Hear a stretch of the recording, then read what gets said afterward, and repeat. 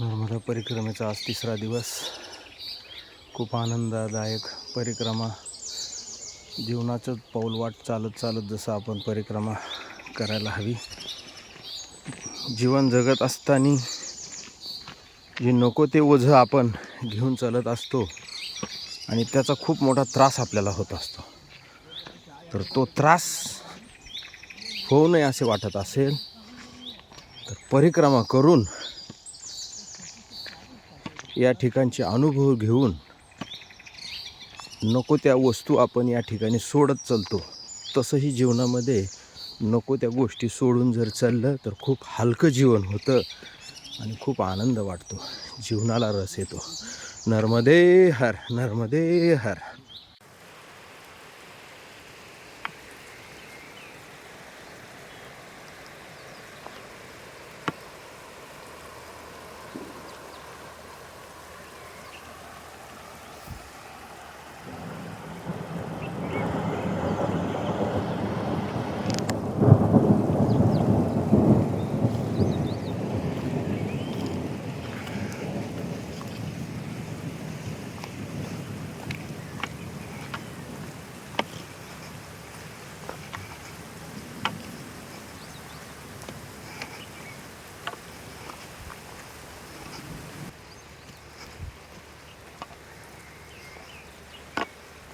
नर्मदे हर. नर्मदा परिक्रमा वासी यांच्यासाठी खास हा ब्रिज केलेला आहे पैदल जाणाऱ्या लोकांसाठी. नर्मदा मैयाच्या नदीमध्ये इतरत्र बाकीच्या खूप जवळजवळ 350 नद्या त्याच्यामध्ये मिक्स होतात. 350 नद्या विलीन होतात आणि त्या 350 नद्यावरती आपल्याला आजपासून पाहायला मिळतील. काही ठिकाणी ब्रिज असतील, काही ठिकाणी असे बनवलेले ब्रिज असतील. काही ओढ्यातून असं जावं लागतं आपल्याला. तो एक आनंद वेगळाच आहे आणि ते कसं होईल म्हणण्यापेक्षा नर्मदा मैया आपल्याकडून करून घेते. फक्त या ठिकाणी समर्पणाचा भाव पाहिजे. नर्मदे हर, नर्मदे हर.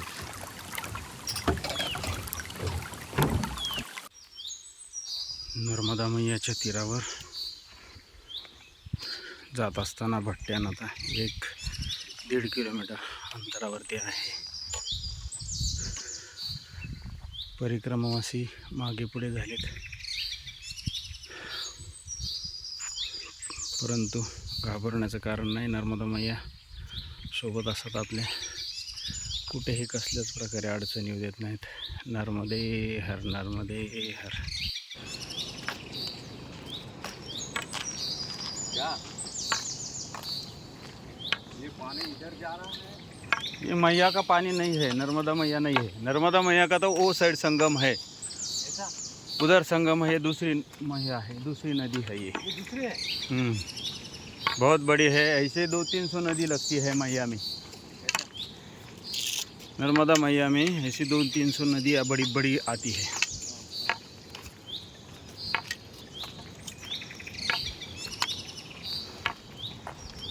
नर्मदे हर.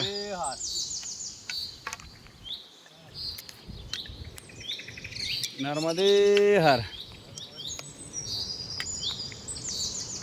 नर्मदे हर,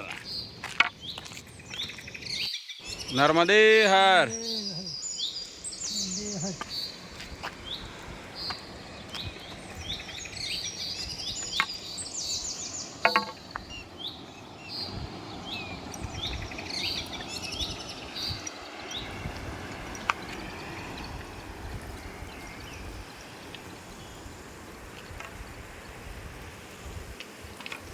नर्मदे हर.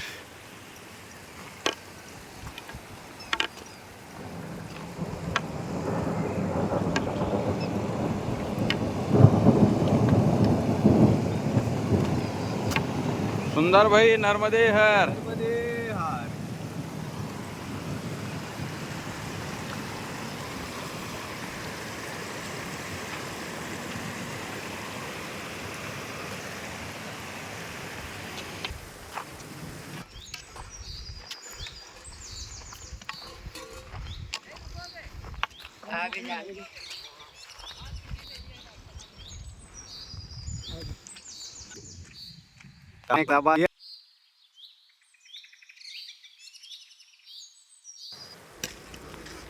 नर्मदे हर. आता आपण तिसऱ्या दिवशीच्या परिक्रमेमध्ये मर्दाना या ठिकाणामध्ये बालभोग घेण्यासाठी थांबणार आहोत. मर्दाना हे गाव नर्मदा परिक्रमेच्या तटावरती आहे. सर्वजण सकाळचा टाईम असल्याने सर्वजण आपल्याला नर्मदे हर नर्मदे हर असं जयघोष करत प्रोत्साहित करत असतात. थकलेल्या परिस्थितीला नर्मदे हर एक आवाज आला की एक उत्स्फूर्तता जोश निर्माण होते. नर्मदे हर. छोटे छोटे मुलं या ठिकाणात नर्मदे हरचा घोष करतात.